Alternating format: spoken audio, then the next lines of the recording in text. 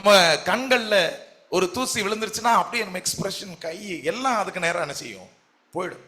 இப்படியாக தேவன் ஒரு சரீரத்தை, மாம்சத்துல தேவன் சரீரத்தை உண்டாக்கும் பொழுது அப்படியாக கர்த்தர் உருவாக்கி வைத்திருக்கிறார். அப்போ சபையை தேவன் இந்த சரீரத்திற்கு ஒப்பாக பார்க்கின்றார். அந்த சபைக்கு நான் தான் தலையாக இருக்கிறேன். அந்த சரீரத்துல அந்த சபைக்கு நீங்கள் எல்லாரும் ஒவ்வொரு அவயவங்களா இருக்கின்றன. அப்படின்னா என்ன அர்த்தம்?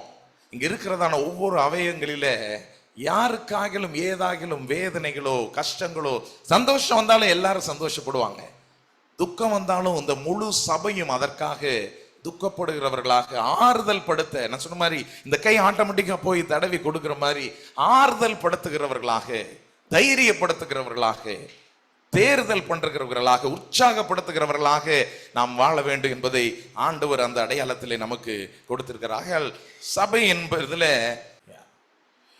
5 காரியங்களை நாம் சுருக்கமாக பார்த்து கடந்து செல்லலாம். முதல் காரியம், நம்பிக்கையை அறிக்கையிடுவோம். இரண்டாவது, அன்புக்கு நாம் ஏவப்படுவோம். நற்கிரியைகளுக்கு நாம் ஏவப்படுவோம். சபையாக நாம் கூடி வருவோம்.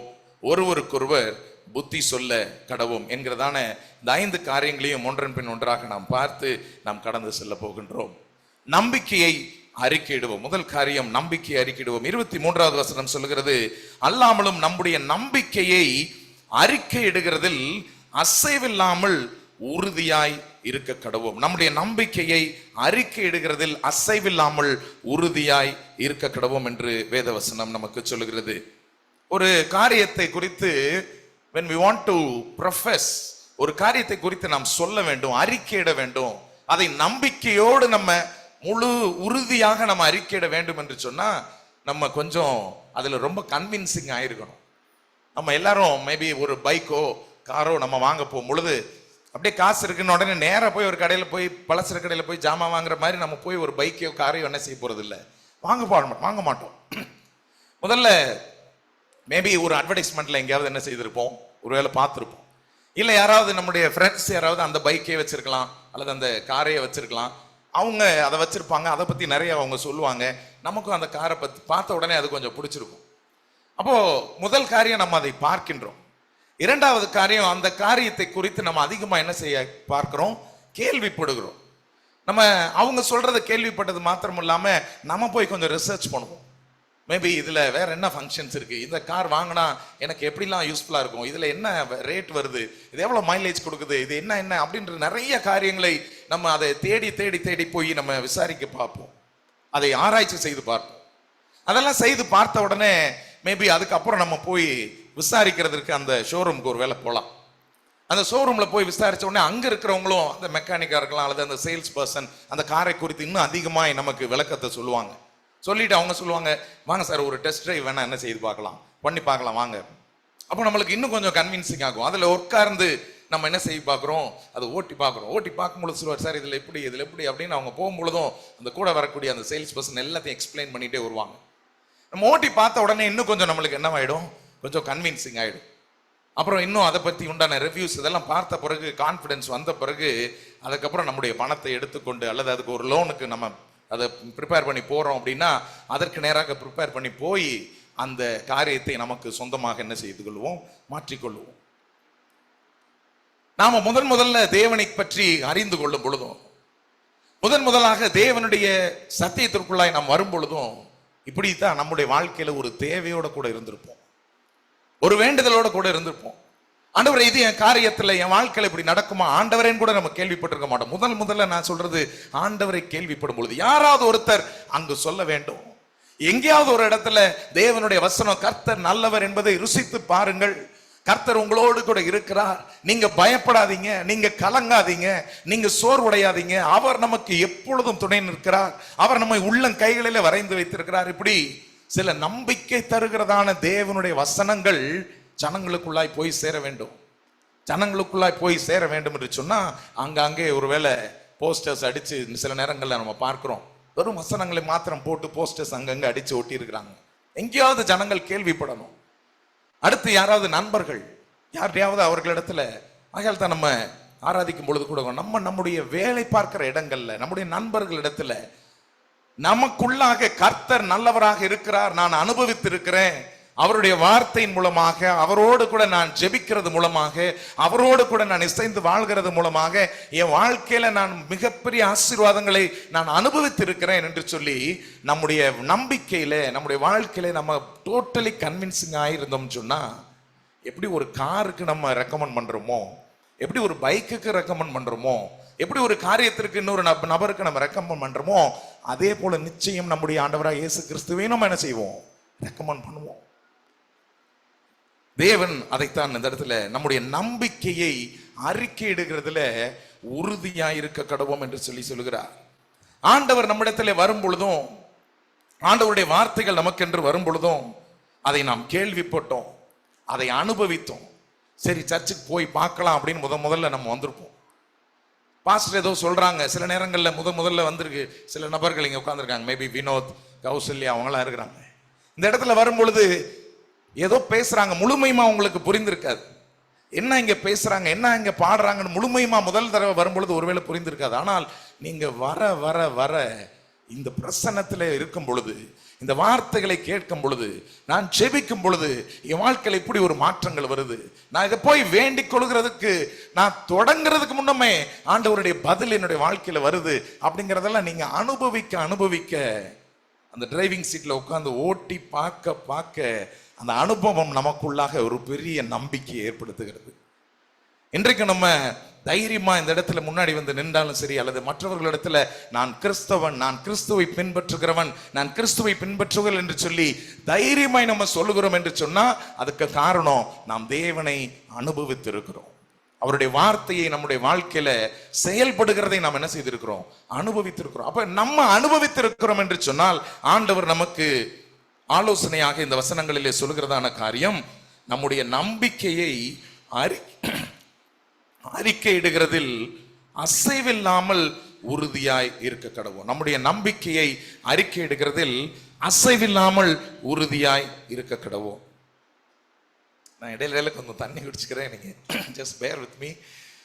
டாக்டர்கிட்ட போய் பார்த்தேன், மெடிசின்ஸ் எடுத்துட்டு இருக்கேன். பட் he said ஒரு வார்த்தை, you have abused your throat அப்படின்ட்டு.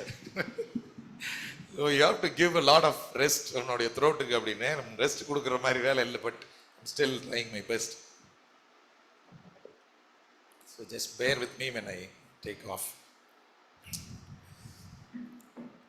நம்முடைய நம்பிக்கையை அறிக்கையிடுகிறதில் உறுதியாக இருக்க கடவோம். ரோமருக்கு எழுதினதான நிருபம் 15வது அதிகாரம் 13வது வசனம் இப்படியாய் சொல்லுகிறது, பரிசுத்த ஆவியின் பலத்தினாலே உங்களுக்கு நம்பிக்கை பெருகும்படிக்கு நம்பிக்கையின் தேவன் விசுவாசத்தினால் உண்டாகும் எல்லாவித சந்தோஷத்தினாலும் சமாதானத்தினாலும் உங்களை நிரப்புவாராக.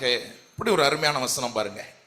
பரிசுத்த ஆவியின் பலத்தினாலே உங்களுக்கு நம்பிக்கை பெருகும்படிக்கு, நாம வைத்திருக்கிறதான நம்பிக்கை நமக்குள்ளாக பெருகுவதற்கு பரிசுத்த ஆவியானவர் நமக்கு உதவி செய்கிறார். இந்த நம்பிக்கை எப்படிப்பட்டதான நம்பிக்கை? நம்பிக்கையின் தேவன். ஆண்டவர் எப்படிப்பட்ட தேவனா? அவர் நம்பிக்கையின் தேவன். அவரை நீங்க 100க்கு 100% முழுமையாய் நம்பலாம். ஏனென்றால் அவருடைய பெயரே நம்பிக்கையின் தேவன். விசுவாசத்தினால் உண்டாகும், அவர் மேல வைக்கிறதான விசுவாசத்தினால் உண்டாகும் எல்லாவித சந்தோஷத்தினாலும் சமாதானத்தினாலும் உங்களை நிரப்புவாராக. அப்ப நம்ம ஒவ்வொருவருடைய வாழ்க்கைக்கும் தேவையான, நம்ம ஒவ்வொருவருடைய வாழ்க்கையிலும் நாம் அனுபவிக்க ஏங்குகிறதான எல்லாவித சந்தோஷமும் சமாதானமும் இந்த ஆண்டவராகிய இயேசு கிறிஸ்துவினிடத்தில் இருக்கிறது. பரிசுத்த ஆவியானவர் நமக்கு தருகிற பலத்தினாலே உங்களுடைய நம்பிக்கை பெருகும்படிக்கு நம்பிக்கையின் தேவன் விசுவாசத்தினால் உண்டாகும் எல்லாவித சந்தோஷத்தினாலும் சமாதானத்தினாலும் உங்களை நிரப்புவாராக. இதை நாம் அனுபவித்துக் கொண்டிருக்கிறோம். இந்த சபையில நம்ம ஒவ்வொரு முறை ஆராதனைக்கு வரும் பொழுதும் நம்ம அனுபவித்துக் கொண்டிருக்கிறோம். தேவனுடைய பிரசன்னத்துல எப்பெல்லாம் நாம் கூடி வருகிறோமோ அப்பெல்லாம் இந்த சந்தோஷத்தை அனுபவிக்கிறோம். அனௌன்ஸ்மெண்ட் அப்போ சிஸ்டர் சொல்லும் பொழுது சொன்னாங்க, இந்த மீட்டிங்ஸ் ரொம்ப சூப்பரா போயிட்டு இருக்கு. அந்த மீட்டிங்ஸ் ஒவ்வொரு இடத்துல ஒவ்வொரு குடும்பங்களை போய் சந்திக்கும் பொழுது, ஒவ்வொரு குடும்பங்களோட ஐக்கியம் வைக்கும் பொழுது, அவர்களோட கூட இணைந்து ஜெபிக்கும் பொழுது அங்கு மிகுந்த சந்தோஷம் உண்டாகிறது. இதோ சகோதரர் ஒருமித்து வாசம் பண்ணுவது எத்தனை இன்பமாய் இருக்கிறது என்று வேதவசனம் சொல்லுகிறது. தேவனுடைய பிள்ளைகளாக நாம் ஒன்று கூடும் பொழுது ஆண்டவருடைய அன்பின் நிமித்தம் நாம் ஒன்று கூடி வரும் பொழுது அங்கு மிகுந்த சமாதானம் உண்டாயிருக்கிறது, அங்கு மிகுந்த சந்தோஷம் உண்டாயிருக்கிறது. அப்படிப்பட்டதான சந்தோஷத்தையும் சமாதானத்தையும் நாம் அனுபவித்துக் கொண்டிருக்கிறோம். ஆனால் இந்த உலகம் அதிகமாய் காயப்பட்டு கொண்டிருக்கிறது. நம்மை சுற்றி இருக்கிறதான ஜனங்கள், வேலை பார்க்கிற இடமா, நம்ம ஸ்கூலுக்கு போகிற இடமோ, காலேஜ் போகிற இடமோ, எந்த இடத்துல நம்ம பார்த்தாலும் நம்மை சுற்றி பார்க்கிற ஜனங்கள் ஏதாவது ஒரு காரியங்களில் காயப்பட்டு நொந்து, ஆனால் என்ன செய்வதென்று தெரியாம நிறைய செய்து கொண்டிருக்கிறாங்க. ஜூலியோட ஃப்ரெண்ட் வீடு ஒருத்தவங்க வீட்டுக்கு போயிருந்தோம் சென்னையில். அவங்க வீட்டுக்கு, அவங்க ஒரு சிங்கிள் மதர், 2 கேர்ள்ஸை வளர்த்துட்டு வராங்க, நல்லா சம்பாதிக்கிறாங்க. அவங்க ஒரு காரியம் சொன்னாங்க. அவங்க வீட்டில் ஒரு டஸ்ட்பின் வச்சுருந்தாங்க. அந்த டஸ்ட்பினை காமிச்சு சொன்னாங்க, எனக்கு மனசு ரொம்ப கஷ்டமாக இருந்துச்சு, இந்த ஏன் இதை நான் வாங்கினேன்னு எனக்கு தெரியல, ஆனால் மனசு ரொம்ப வேதனையாக இருந்துச்சு, கஷ்டமாக இருந்துச்சு. அதனால் என் கையில் காசு இருந்துச்சு, நான் போயிட்டு ஒரு மாலில் போய் இப்படி சுற்றிட்டே இருந்தேன், அங்கே ஒரு டஸ்ட்பின் பார்க்குறதுக்கு அழகாக இருந்துச்சு, அதனால் வாங்கிட்டு வந்துட்டேன். இப்போ எனக்கு அதில் குப்பை போடவே மனசு வர மாட்டேங்குது. ஏன் அப்படின்னா அந்த டஸ்ட்பின்னு 4000 ரூபாய்க்கு வாங்கியிருக்கிறாங்க. பார்க்கறதுக்கு ரொம்ப அழகா இருந்துச்சு, என் மனசு ரொம்ப டிப்ரெஸ்டா இருந்துச்சு, என்னத்தையாவது ஒன்று போவோம் வாங்குவோம், பார்த்த உடனே நான் வாங்கிட்டு வந்து வச்சுட்டேன், அழகா இருக்குன்னு வாங்கிட்டு வந்து வச்சுட்டேன். 4000 ரூபாய்க்கு வாங்கிட்டு வந்தது இல்லை, எப்படிடா குப்பையை போடுறதுன்னு இப்போ அது சும்மா அங்கே வச்சுட்டு ஷோ பீஸா எங்க வீட்டில் ஒரு டஸ்ட்பினா இருக்குன்னாங்க. ஜனங்கள் காயப்படுகிற சூழல்களில என்ன செய்வதென்று தெரியாமல் இந்த உலகத்திலே சுற்றி கொண்டிருக்கிறார்கள். சிலர் அடிமைத்தனத்திற்குள்ளாக போறாங்க. தண்ணி அடிச்சா சந்தோஷம் வரும்னு நினைக்கிறாங்க, ட்ரக்ஸ் எடுத்தா சந்தோஷம் வரும்னு நினைக்கிறாங்க, சினிமாவை பார்த்து கொண்டே இருந்தால் சந்தோஷம் வரும்னு நினைக்கிறாங்க, மொபைல்ல பல மணி நேரம் ரீல்ஸும் யூடியூபும் ஷார்ட்ஸும் பார்த்துக்கிட்டே இருந்தா சந்தோஷம் வரும்னு நினைக்கிறாங்க. மனிதர்கள் நம்மை சுற்றிலும் எதையாகலும் தேடிக்கொண்டே இருக்கிறாங்க. எதுக்காக? அவங்க இருதயத்தில் ஒரு சமாதானம் கிடைக்காதா, ஒரு சந்தோஷம் கிடைக்காதா? சில நேரங்கள்ல இருக்கிறாங்க, சோகமா இருக்கும் பொழுது சோகமான பாடல்களை கேட்பாங்க. அது எப்படி மருந்தாகும்? இன்னும் கொஞ்சம் சோகத்துக்குள்ளதான் கொண்டு போகும். சோகமா இருக்கிறவர்கள் சோகமான பாடல்களை கேட்கும் பொழுது இன்னும் அதிகமான துக்கத்திற்குள்ளாக, டிப்ரெஷனுக்குள்ளாக தான் போக போறாங்க. ஜனங்கள் நம்மை சுற்றிலும் காயங்களோடு சுற்றி கொண்டிருக்கிறார்கள். ஆகையால் தான் தேவன் சொல்கிறார், உங்களுடைய நம்பிக்கையை அறிக்கையிடுங்கள், உங்களுடைய நம்பிக்கையை அறிக்கையிடுங்கள். நீங்கள் அனுபவித்துக் கொண்டிருக்கிற இந்த எல்லா விதமான சந்தோஷமும் சமாதானம் உங்களுக்குள்ளாக இருக்கிறதே, அதை சந்தோஷமாக மற்றவர்களுக்கும் கிடைப்பதற்கு அறிக்கையிடுங்கள். இதை சில நேரம் நம்மளுக்கு சொல்லுகிறதற்கு நமக்குள்ளாக கலக்கமோ தயக்கமோ இருக்கும். ஆகையால் தான் பவுல் தீமோத்தேயுவுக்கு எழுதும் பொழுது எழுதுறாரு, உனக்குள்ளாக இருக்கிற தேவ வரத்தை நீ அனல் மூட்டி எழுப்பு, அனல் மூட்டி எழுப்பு. கம்ஃபர்ட் அப்படியே உட்காராத. உனக்கு நான் என்ன கொடுத்திருக்கிறேனோ, உனக்குள்ளாக என்ன வரம் கொடுக்கப்பட்டிருக்கிறதோ, நீ என்ன செய்ய வேண்டும் என்று சொல்லி இந்த உலகத்திற்குள்ளாக தேவன் உன்னை உருவாக்கி வைத்திருக்கிறாரோ அதை அனல் மூட்டி எழுப்பு. நம்ம பார்த்துருக்குறோம் அந்த காலங்களில், அதுக்கு பேர் என்னன்னு சொல்ல, அதை வச்சு ஊதுவாங்க. எங்கள் அம்மா அந்த விறகெல்லாம் வச்சு அடுப்பை பற்ற வைக்கும்போது ஊதாங்குழல் அதை வச்சு ஊதுவாங்க. அது எதுக்கு? அந்த அனலை மூட்டுவதற்கு. அங்கே இருக்கும், அனல் இருக்கும், அப்படியே இருந்துகிட்டே இருக்கும். ஆனால் கொஞ்சம் தீ நல்லா பற்றணும்னா ஊதும். Take some effort. உங்களுக்குள்ளா இருக்கிற தேவ வரத்தை நீங்க அனல் மூட்டி எழுப்புங்க. இரண்டாவது காரியம் இந்த வசனம் நமக்கு என்ன சொல்லுகிறது? அன்புக்கு ஏவப்படுவோம், அன்புக்கு ஏவப்படுவோம். முதலாவது நாம் வாசித்த வசனங்கள்ல பார்க்கலாம். மேலும் 24வது வசனம் எபிரேயர் 10, மேலும் அன்புக்கும் நற்கிரியைகளுக்கும் நாம் ஏவப்படும்படி ஒருவரை ஒருவர் கவனித்து. இரண்டாவது காரியம் கர்த்தர் நமக்கு சொல்லுகிற காரியம், அன்புக்கு நாம் ஏவப்படுவோம். மத்தேயு எழுதின சுவிசேஷம் 22வது அதிகாரம் 37 39 எல்லாம் நம்மளுக்கு தெரிந்ததான சத்தியம். நான் ஷேர் பண்றது எதுவும் சம்திங் புதுசு இல்லை, ஆனால் எல்லாம் நமக்கு அறிந்த காரியம். ஆனால் நாம் ஞாபகப்படுத்தும்படியாக இதை நாம் மீண்டும் அறிந்து கொள்ளலாம். 37 38 39 வாசிக்கும் பொழுது ஆண்டவர் சொல்லுகிறதான காரியம், 2 கற்பனைகள் இருக்கிறது. இதை மாத்திரம் நீ சின்சியரா ஃபாலோ பண்ணுனா எல்லா பிரமாணங்களும் எல்லா தீர்க்க தரிசனங்களும் இதற்குள்ளாக அடங்கி இருக்கிறது என்று சொல்லி தேவன் சொல்கிறார். 2 காரியங்கள், 2 கற்பனைகள். முதல் கற்பனை என்ன? உன் தேவனாகிய கர்த்தரிடத்தில் உன் முழு இருதயத்தோடும் உன் முழு ஆத்மாவோடும் உன் முழு மனதோடும் அன்பு கூறுவாயாக. இது முதலாவது பிரதான கற்பனை. 39வது வசனத்துல சொல்லும் பொழுது ஆண்டவர் அழகா சொல்கிறார், இதற்கு ஒப்பாய் இருக்கிற, இது இரண்டாவது கற்பனை தான், ஆனால் இதுக்கு ஒப்பாக இருக்கிற, அப்படின்னா இட்ஸ் ஈக்குவலி இம்பார்ட்டன்ட். நான் முதல்ல சொன்ன அதே கற்பனைக்கு இது ஈக்குவலி இம்பார்ட்டன்ட். இதுக்கு ஒப்பா இருக்கிற இரண்டாம் கற்பனை என்னவென்றால், உன்னிடத்தில் நீ அன்பு கூறுவது போல பிறனிடத்திலும் அன்பு கூறுவாயாக என்பதே. எப்படி நான் அன்பு கூறுவது? எப்படி நான் அன்பு கூறுவது?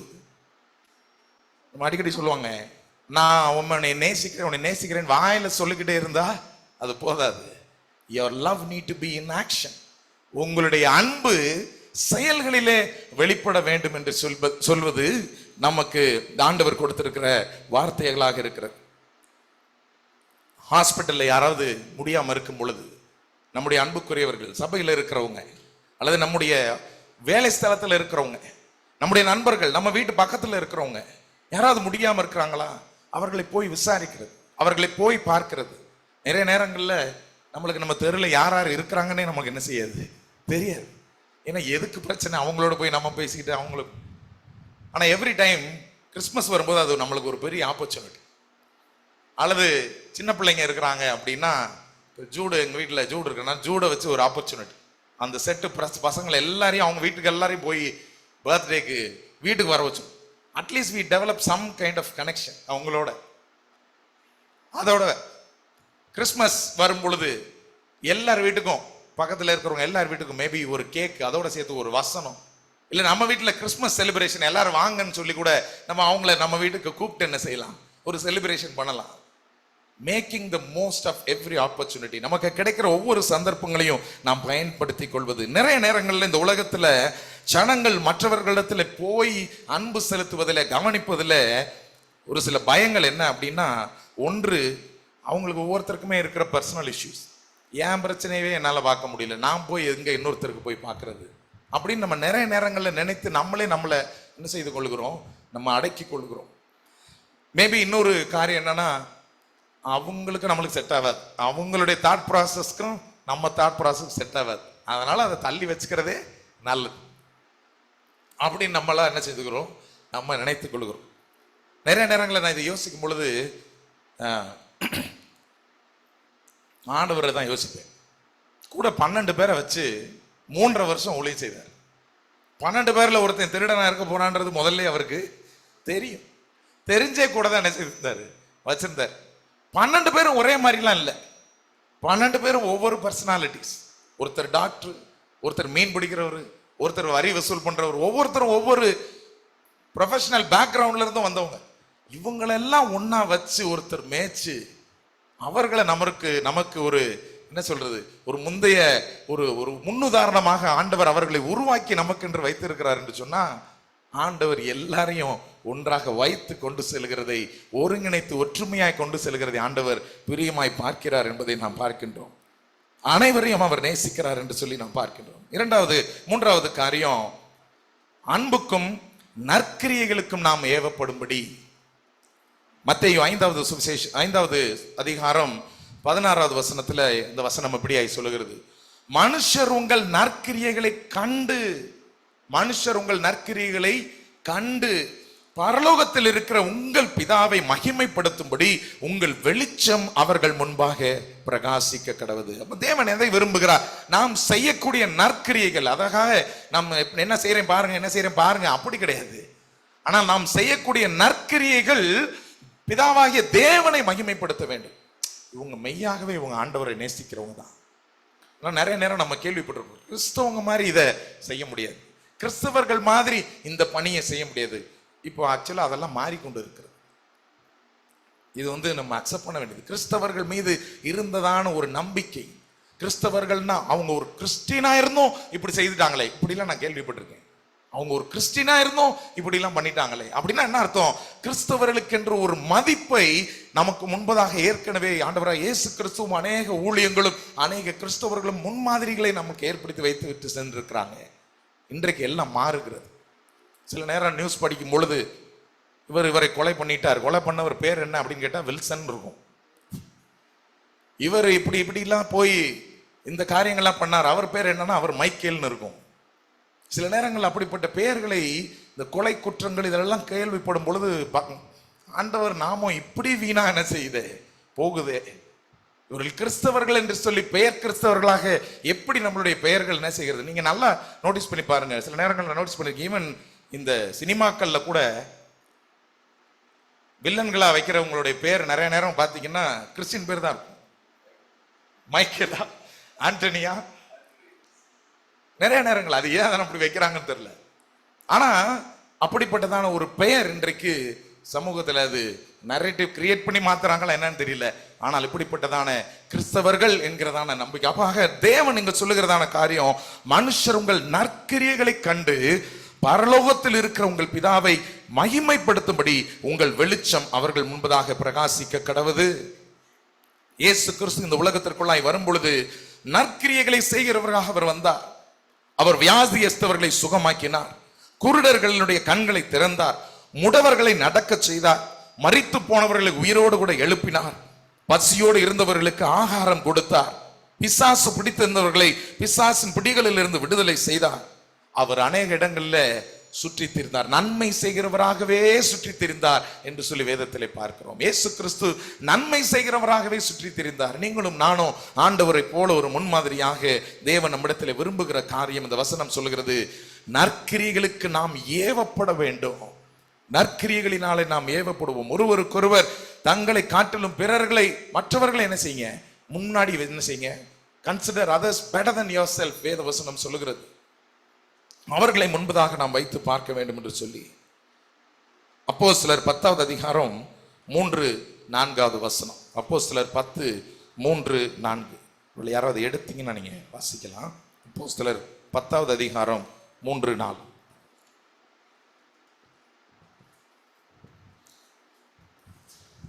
வாசிக்கின்றேன்.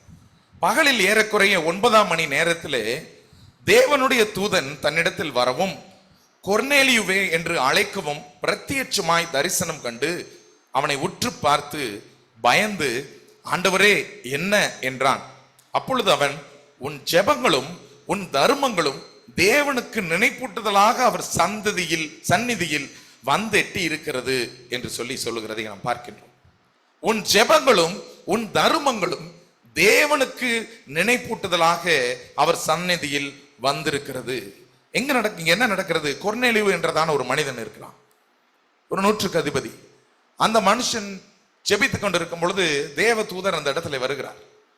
தேவதூதர் வந்து நேரடியாக பார்க்கும் பொழுது இவர் பயந்து என்ன அப்படின்னு சொல்லி கேட்கும் பொழுது அந்த தேவதூதன் சொல்லுகிற முதல் காரியம், your prayers and gifts to the poor have come up as a memorial offering before God. உன்னுடைய ஜெபங்கள், உன்னுடைய தான தர்மங்கள் ஆண்டவருக்கு முன்பதாக ஒரு மெமோரியல் ஆஃபரிங்கா, ஒரு நினைப்பூட்டும் காரியமாக, ஆண்டவருக்கு நினைப்பூட்டும் காரியமாக வந்திருக்கிறது. அதனால நான் உனக்கு முன்னாடி என்ன செய்திருக்கிறேன், வந்திருக்கிறேன். ஆர் குட் டீட்ஸ், நம்முடைய நற்கிரியைகள் ஒருபோதும் அது வீணாகி போவதில்லை. நற்கிரியைகளில் இட் இஸ், ஆண்டவர் அதனால தான் சொல்லுகிறார் இயேசு கிறிஸ்து, it is better to give than receive. It is better to give than receive. எப்படி கொடுக்கிறதுல மிகுந்த பலன்கள் இருக்கிறது. கொடுக்கும் பொழுது அது நமக்கு சந்தோஷத்தை கொடுக்கிறது. God loves a cheerful giver. உற்சாகமாய் கொடுக்கிற இடத்துல தேவன் பிரியமாய் இருக்கிறார். when we give, when we do give அப்படின்னு சொல்லும் பொழுது நம்முடைய நேரத்தையோ, நம்முடைய திறமையோ, நம்முடைய தாளந்தையோ, நம்முடைய பொருளையோ, எதை கொடுத்தாலும் சரி, மற்றவர்களுக்காக எந்த நற்கிரிகளை செய்தாலும் அதில் தேவன் சந்தோஷம் உள்ளவராக, பிரியம் உள்ளவராக இருக்கிறார். Giving makes us feel connected. நாம் கொடுக்கும் பொழுது அது மற்றவர்களோடு நமக்கு ஒரு நல்ல உறவை ஏற்படுத்துகிறது. நாம் கொடுக்கும் பொழுது it battles our depression. நம்முடைய மன அழுத்தங்கள், நம்முடைய வேதனைகளின் நடுவில் நாம் எழும்பி போய் மற்றவர்களுக்கு ஏதாவது நன்மை வரும்படியாக, நம்ம மற்றவர்களுக்கு சந்தோஷம் வரும்படியாக ஒரு நன்மையை செய்யும் பொழுது there is a battle that is going against the depression that is within our heart. நம்முடைய இருதயத்தில் இருக்கிற துக்கத்திற்கு எதிராக அங்கு ஒரு போர் ஆரம்பிக்கின்றது. மத்தேயு 10:42 சொல்கிறது, giving puts God in debts to us. ஏழைக்கு இறங்குகிறவன் கர்த்தருக்கு கடன் கொடுக்கிறவனாக மாறிவிடுகிறான். நம்ம கொடுக்கும் பொழுது, நம்ம தான தர்மங்களை செய்யும் பொழுது கர்த்தரை கடனாளியாக மாற்றுவதற்கு ஒரு வாய்ப்பை தேவன் நம்ம கொடுத்திருக்கிறார். ஏழைக்கு இறங்குகிறவன் கர்த்தருக்கு கடன் கொடுக்கிறான் என்று வேதவசனம் சொல்கிறது. Giving is contagious. நாம் கொடுக்கும் பொழுது அது மற்றவர்களையும் பற்றி கொள்கிறது. நான் எனக்கு பெற்றுக்கொண்டேன், நான் மற்றவர்களுக்கும் கொடுப்பேன், நான் மற்றவர்களுக்கு கொடுப்பேன் என்கிறதான அந்த எண்ணத்தை அது ஏற்படுத்துகிறது. Giving increases our confidence. நாம் கொடுக்கும் பொழுது, தான தர்மங்களை செய்யும் பொழுது நமக்குள்ளாக சந்தோஷம் மாத்திரமல்ல, நமக்குள்ளாக ஒரு தைரியமும் நம்பிக்கையும் கூட பெருகுகிறது. அதனால தான் ஆண்டவர் சொல்கிறார், it is better to give than receive. It is better to give than receive. மனுஷர் உங்கள் நற்கிரியைகளை கண்டு பரலோகத்தில் இருக்கிற உங்கள் பிதாவை மகிமைப்படுத்தும்படி உங்கள் வெளிச்சம் அவர்கள் முன்பதாக பிரகாசிக்க கடவுது. நான்காவது காரியம், சபையாய் கூடி வருவோம். சபையாய் கூடி வருவோம். அப்போஸ்தலர் எழுதின அதே அப்போஸ்தலர் நடவடிக்கைகள் 2வது அதிகாரத்தில் 42 47 வரைக்கும் நான் வாசிக்கின்றேன். அதில் சில காரியங்களை நாம் தெரிந்து கொள்வதற்கு இது மிகவும் பிரயோஜனமாக இருக்கும். முதலாக அந்த இடத்துல தேவனுடைய சபையாய் ஆண்டவருடைய பிள்ளைகள் அங்க கூடி வருகிறாங்க. அங்க கூடி வரும் பொழுது அங்க சொல்லப்பட்டிருக்கிற 41 கடைசியா சொல்லப்பட்டிருக்க, அன்றைய தினம் ஏறக்குறைய 3000 பேர் சேர்த்து கொள்ளப்பட்டார்கள். 3000 பேர் சந்தோஷமாக ஆண்டவருடைய வார்த்தையை ஏற்றுக்கொண்டவர்கள், ஞான ஸ்நானம் பெற்றார்கள். 3000 பேர் சேர்த்து கொள்ளப்பட்டார்கள். அவர்கள் அப்போஸ்தலருடைய உபதேசத்திலும் அந்யோன்யத்திலும் அப்பம் பெட்குதலிலும் ஜெபம் பண்ணுதலிலும் உறுதியாய் தரித்திருந்தார்கள். எல்லாருக்கும் பயம் உண்டாயிற்று. அப்போஸ்தலர்களாலே அநேக அற்புதங்களும் அடையாளங்களும் செய்யப்பட்டன. அங்க என்ன செய்யறாங்க? ஜனங்கள் எல்லாரும் சபையாக ஒன்று கூடி வருகிறாங்க. ஒன்று கூடி என்னெல்லாம் செய்யறாங்க? அங்க நடக்கிறதான உபதேசத்தை கேட்கிறாங்க. அங்க அப்பம் பெட்குதல், அங்க எல்லாரும் ஒன்னா உட்கார்ந்து சாப்பிடுறாங்க, ஜெபம் பண்றாங்க, நல்ல அந்யோன்ய ஐக்கியமாக என்ன செய்யறாங்க? வருகிறாங்க. இதெல்லாம் சபைக்குள்ளாக நடக்கின்றது. 44வது வசனம் சொல்லுகிறது, விசுவாசிகள் எல்லாரும் ஒருமித்து இருந்து சகலத்தையும் பொதுவாய் வைத்து அனுபவித்தார்கள். விசுவாசிகள் எல்லாரும் எப்படி இருந்தாங்க? ஒருமித்து இருந்தார்கள், ஏக சிந்தனை உள்ளவர்களாக இருந்தார்கள். அவர்கள் ஒருமனப்பட்டவர்களாய் தேவாலயத்திலே அனுதினமும் தரித்திருந்தார்கள். ஒவ்வொரு நாளும் they have come together. ஒருமனப்பட்டவர்களாய் தேவாலயத்திலே. பண்றைக்கு நம்மளுக்கு ஒவ்வொரு நாளும் நமக்கு ஒரு முகமாய் ஒன்றா இருக்கிறதுக்கு உண்டான வசதிகள் இல்லை, சூழல்கள் இல்லை. ஆனால் அன்றைய தினத்துல அவர்கள் அப்படி ஒரு சிஸ்டம்ல அவங்க இருந்ததுனால என்ன அனுபவங்களை பெற்றுக்கொண்டார்கள், என்ன ஆசீர்வாதங்களை பெற்றுக்கொண்டார்கள் என்று பார்க்கிறோம். காணியாட்சிகளையும் ஆஸ்திகளையும் விற்று ஒவ்வொருவரும் தேவையானதற்கு தக்கதாக அவைகளில் எல்லாருக்கும் பகிர்ந்து கொடுத்தார்கள். வீடுகள் தோறும் அப்பம் பெற்று மகிழ்ச்சியோடும் கபடமில்லாத இருதயத்தோடும் போஜனம் பண்ணினார்கள். வீடுகள் தோறும் அப்பம் பிட்டார்கள். இன்றைக்கு நம்மளுடைய சபையில நடக்கிறதான இந்த டெய்லி வீடுகள் தோறும் நடக்கிறதான ஜெபம் ஏன் அவ்வளவு சூப்பரா இருக்குன்னு சிஸ்டர் சொல்றாங்கன்னா அவ்வளவு சந்தோஷமா இருக்கு.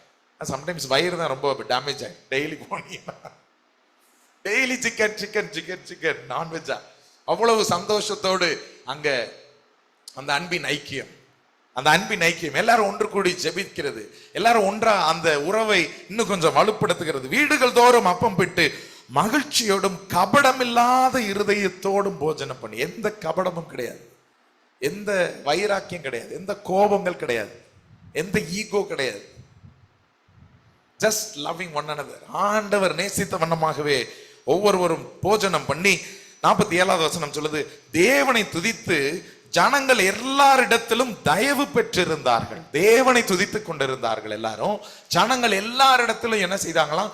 தயவை பெற்றுக் கொண்டாங்க. யார் என்ன போய் கேட்கறதுக்கு முன்னாடியே அவர்களுடைய தேவைகள் பூர்த்தியாக்கப்படுகிறது. ரட்சிக்கப்படுகிறவர்களை கர்த்தர் அனுதினமும் சபையிலே சேர்த்து கொண்டு வந்தார். இப்படி கூடி சபையாக அவர்கள் வரும் பொழுது, ஒன்றாக கூடி ஜெபிக்கும் பொழுது, ஒன்றாக வந்து தேவனை துதிக்கும் பொழுது, ஒன்றாக வந்து அந்யோன்ய ஐக்கியம் பாராட்டும் பொழுது, ஒன்றாக வந்து தேவனுடைய வசனத்தை கேட்கும் பொழுது, ஒன்றாக வந்து ஒருவர் விசாரிக்கும் பொழுது, ஒன்றாக வந்து எந்த கபடமும் கள்ளமும் இல்லாமல் பழகும் பொழுது, ஒன்றாக வந்து ஒருவர் மேல் ஆறுதல் படுத்துகிறவர்களாக, தைரியப்படுத்துகிறவர்களாக, தேறுதல் படுத்துகிறவர்களாக இருக்கும் பொழுது வேதவசனம் சொல்லுகிறது, ரட்சிக்கப்படுகிறவர்களை கர்த்தர் அனுதினமும் சபையிலே சேர்த்து கொண்டு வந்தார். நம்முடைய சபை பெருகுவதற்கு இது ஒரு நல்ல வழி, ஆண்டவர் கற்றுக் கொடுக்கிறதான வழி. நம்முடைய சபை பெருக வேண்டும் என்று சொன்னா நாம் கூடி வருதலை நாம் விட்டுவிடக் கூடாது. அதைத்தான் இந்த வசனங்களையும் பார்க்கணும். சபை கூடி வருகிறதை சிலர் விட்டு விடுகிறது போல நீங்களும் விட்டு விடாதிருங்கள். கடைசியாக ஒருவருக்கொருவர் புத்தி சொல்லுங்க. ஆங்கில வேதாகமத்தில் அந்த வார்த்தைக்கு என்கரேஜ் ஒன் another என்று சொல்லப்படும். ஒருவருக்கு ஒருவர் உற்சாகப்படுத்துங்கள். ஒருவருக்கொருவர் தைரியப்படுத்துங்கள். எபிரேயருக்கு எழுதினதான நிருபம் 3வது அதிகாரம் 13வது வசனம் இப்படியாய் சொல்லுகிறது, உங்களில் ஒருவனாகிலும் பாவத்தின் வஞ்சனையினாலே கடினப்பட்டு போகாதபடிக்கு இன்று எண்ணப்படும் அளவும் நாடோறும் ஒருவருக்கொருவர் புத்தி சொல்லுங்கள். But encourage one another daily. Encourage one another daily as long as it is called today, so that none of you may be hardened by sin's deceitfulness. ஒவ்வொரு நாளும் நீங்க தைரியப்படுத்துங்க, ஒவ்வொரு நாளும் நீங்க உற்சாகப்படுத்துங்க, ஒவ்வொரு நாளும் நீங்க அவர்களை பலப்படுத்துங்க என்று சொல்லுகிறதை நாம் பார்க்கின்றோம். என்கரேஜ்மெண்ட் நம்ம எல்லாருக்குமே தேவையான ஒன்று. உற்சாகப்படுத்துதல் என்பது நம்ம எல்லாருக்குமே தேவையான ஒன்று. சில நேரங்களில் நம்ம நினைக்கிறோம் பாஸ்டருக்கெல்லாம் சம்டைம்ஸ் தேவையில்லைன்னு நினைப்போம். இங்கே உட்காந்துருக்கும் போது ஆண்டவர் அதைத்தான் ஞாபகப்படுத்தினார். சபை கூடி வருது, இவ்வளோ பேர் வர்றாங்க. நான் இந்த பர்த்டே ஆனிவர்சரி இதெல்லாம் வீடியோ போடும் பொழுது மாதம் எப்படியும் ஒரு 10 பேராவது இருப்பாங்க குறைஞ்சது. அப்போ நான் கனெக்ட் பண்ணி பார்ப்பேன், 10 மாதம் 10 பேர் ஒரு மாதத்துக்குன்னா 120 பேர் என்ன செய்யணும், ஒரு வருஷத்துக்கு மினிமம் 120 பேர் அப்போ நம்மளுடைய சபையில் இருக்கிறாங்க. ஆனால் ஞாயிற்றுக்கிழமை காலையில் 6ஆம் மணிக்கு ஜூமிங் சேர்த்தே வச்சு பார்த்தோம்னா ஜூமில் ஒரு 10 பேர் இருப்பாங்க மேக்ஸிமம். இங்கே ஒரு நம்ம 25 பேர் இருப்போம், 20 பேர் 25 பேர் இருப்போம். பாதி பேர் சபை கூடி வருகிறதுல என்ன செய்யறது இல்லை, வர்றதில்லை. அவங்க வேற ஏதாவது சபைக்கு போறாங்களோ எனக்கு தெரியாது. ஆனால் ஐக்கியத்தில் எங்கேயாவது இருக்கிறாங்களா? சபை கூடித வருதல் என்பது ஏதோ ஒரு சபைக்குன்னு இல்லை, அந்த அன்பின் ஐக்கியத்தில் இப்ப சொன்னப்பட்டதான அப்படிப்பட்டதான சபை. ஒவ்வொரு நாளும் அப்பம் விட்டு ஒன்றாக பழகி தேவனை துதித்து தேவனுடைய உபதேசங்களை கேட்டு ஒருவர் விசாரிக்க, அன்பு பாராட்ட, நற்கிரியைகளை செய்ய, அப்படிப்பட்டதான ஒரு ஐக்கியத்திற்குள்ளாக. அப்போ நான் உட்காந்து யோசிக்கும் பொழுது யோசித்தேன், இவ்வளோ பேர் இருக்காங்க நம்ம சர்ச். ஆனால் நிச்சயமாக எனக்கு தெரியும் 200 பேருக்கு மேலே இருக்கிறாங்க. நம்ம right pastor, if you look at ஒரு ஃபேமிலின்னு எடுத்தோம்னா கண்டிப்பாக ஒரு ஃபேமிலியில் மினிமம் 2 இல்லைனா 4 3-4 பேர் இருப்பாங்க. 200 பேர் இருப்பாங்க. வந்த இந்த இடம் பத்தாது, நம்மளுக்கு அவ்வளோ சேர்ஸே இல்லை, அவ்வளோ சேர்ஸே போட முடியாது. அப்போ கூடி வருகிறதில் விட்டு விடுகிறது போல நாமும் விட்டு விடாமல் இருக்க வேண்டியது மிக மிக அவசியம். அப்போ அப்படி பார்க்கும் பொழுது சில நேரங்களில் பாஸ்டருக்கு துக்கமாக இருக்கும். ஏன் வரலன்னா பாஸ்டர் எங்களை என்ன செய்யல, எனக்கு 10 லட்ச ரூபா கடன் இருக்கு, அவர் 1 லட்ச ரூபா கூட எனக்கு தரல, இப்படிலாம் கூட சொல்ற ஆட்கள் இருக்கிறாங்க. இப்ப கண்டிப்பா இருக்கிறாங்க. இவ்வளவு பிரச்சனை இருக்கு எனக்கு, ஆனா அவர் ஒரு 1 லட்ச ரூபா கூட என்ன செய்யல, எனக்கு தரல அப்படின்னு நினைக்கிற ஆட்கள் உண்டு. ஏதாவது ஒண்ணு எடுத்து மனசுல வச்சுக்கிட்டு அவங்களே ஒண்ணு கம்பேர் பண்ணி கிரியேட் பண்ணி வைத்துக்கொண்டு சபைக்கு வரமாட்டோம். லாஸ்ட் எங்களுக்கு இது செய்யல அதனால வரமாட்டோம். இல்லைன்னா உள்ளுக்குள்ளே ஏதாவது இருக்கும், அவர் வந்தா நான் வரமாட்டேன், அவர் இருக்கிற இடத்துல நான் இருக்க மாட்டேன் அப்படின்னு பல வேற்றுமைகள். இதெல்லாம் பார்க்கும் பொழுது இந்த சபைக்கு மேய்ப்பனாக தேவன் ஏற்படுத்தி வைத்திருக்கிற அந்த மேய்ப்பருக்கு மிகுந்த துக்கம் உண்டாகும். இதை ஏன் சொல்றேன்னா, இது சம்டைம்ஸ் என்னுடைய ஊழியத்திலேயே நான் அதை அனுபவித்திருக்கிறேன். பிள்ளைங்க கூடயே இருப்பாங்க, அவ்வளோ வருஷங்கள் அவங்க மேல நம்ம அன்பு செலுத்தி எல்லா நற்கிரியைகளையும் செய்திருப்போம், ஏதாவது ஒன்று கரெக்ட் பண்ணியிருப்போம், டிசிப்ளின் பண்ணியிருப்போம். பின்னாடி போய் நம்மளை பற்றி என்ன செய்வாங்க, தப்பா பேசுவாங்க அல்லது விட்டு போயிடுவாங்க. ரொம்ப துக்கமான விஷயம் அந்த மாதிரி போகும் பொழுது. அப்போ அப்படிப்பட்ட வேதனை எல்லாருக்குமே இருக்கும். இட் இஸ் நாட் ஒருத்தவங்க சம்டைம்ஸ் இங்க இருந்து நல்லா பேசுறாங்க வைக்கிறாங்க அப்படின்னால அவங்களுக்குலாம் இல்லை அப்படின்லாம் கிடையாது. Every one will go through that. You might be மேலே போக போக தான் அது இன்னும் ஜாஸ்தியாகும். ஆஸ் யூ க்ரோ இட், ஏன்னா யூ கெட் மோர் டிஸ்கனெக்டட். அவங்களுக்கு எல்லாமே நல்லா இருக்கும் அப்படின்ற ஒரு மித் கிரியேட் ஆயிடுது. அவங்களுக்கு என்னப்பா கவலை, அவங்க நல்லா சூப்பராக இருக்காங்க அப்படிங்கிற ஒரு மித் கிரியேட் ஆயிடுது. மேலே போக போக இட்ஸ் ஸோ டிஃபிகல்ட். சம்டைம்ஸ் அதை ஓப்பன் அப் பண்ணி சொல்றதுக்கும் கூட சரியான ஆட்கள் இருக்க மாட்டாங்க, கஷ்டமா இருக்கும். ஆகையால் தான் ஆண்டவர் சொல்றார், என்கரேஜ் டெய்லி. உங்களில் ஒருவனாகிலும் இன்று எண்ணப்படும் அளவும், as long as it is called today, நாடோறும் ஒருவருக்கொருவர் புத்தி சொல்லுங்கள் அல்லது என்கரேஜ் பண்ணுங்க. நம்மளுடைய சூழல்களில் நம்ம கலங்கி போய் இருக்கும் பொழுது எனக்கு எங்க இருந்து ஆண்டவரே ஒத்தாசை வரும் அப்படின்னு சொல்லும் பொழுது சங்கீதம் 121:1-2 சொல்லுகிறது, I lift up my eyes to the mountain, where does my help come from? My help comes from the Lord, the maker of heaven and earth. எனக்கு ஒத்தாசை வரும் பர்வதத்தை நோக்கி என்னுடைய கண்களை ஏறெடுக்கிறேன். வானத்தையும் பூமியும் உண்டாக்கின கர்த்தரிடத்திலிருந்து எனக்கு ஒத்தாசை வரும். கர்த்தர் நம்பிக்கை தருகிற தேவனாக இருக்கிறார். அவருடைய வார்த்தைகள் எல்லாம் நம்பிக்கை தருகிறதான வார்த்தைகள். சங்கீதம் 31:24 ஆண்டவர் சொல்றாரு, நீ பலம் கொண்டு திடமனதா இரு, நீ பலம் கொண்டு திடமனதா இரு, நான் உன்னோடு கூட இருக்கிறேன், நான் உன்னை விட்டு விலகுவதில்லை, நான் உன்னை கைவிடுவதில்லை, நான் உன்னை பெயர் சொல்லி அழைத்திருக்கிறேன், நீ என்னுடையவன், நீ என்னுடையவள், நான் உன்னை வரைந்திருக்கிறேன், நான் உன் மேல என் கண்ணை வச்சு நான் ஆலோசனை சொல்லுவேன், நீ நடக்க வேண்டிய வழியை நான் உனக்கு காட்டுவேன், உன்னுடைய துக்கங்கள் உன்னுடைய பாரங்கள் எல்லாத்தையும் நீ வந்து என் மேல சுமத்தி விடு, வருத்தப்பட்டு பாரம் சுமக்காத, எல்லாத்தையும் நீ கொண்டு வந்து என்னிடத்துல வைத்து விடு, நான் உனக்கு இளைப்பாறுதல் தருவேன். such an encouraging God. அவருடைய வார்த்தைகள் அவ்வளவாய் நம்மை உற்சாகப்படுத்துகிற வார்த்தைகள். தேவன் நம்மிடத்தில் எதிர்பார்க்கிறதும் நாம் பெற்றுக்கொண்ட அந்த உற்சாகத்தை மற்றவர்களுக்கும் நாம் கொடுக்க வேண்டும் என்பதைத்தான். கண்களை மூடி நாம் ஜெபிக்கலாம்.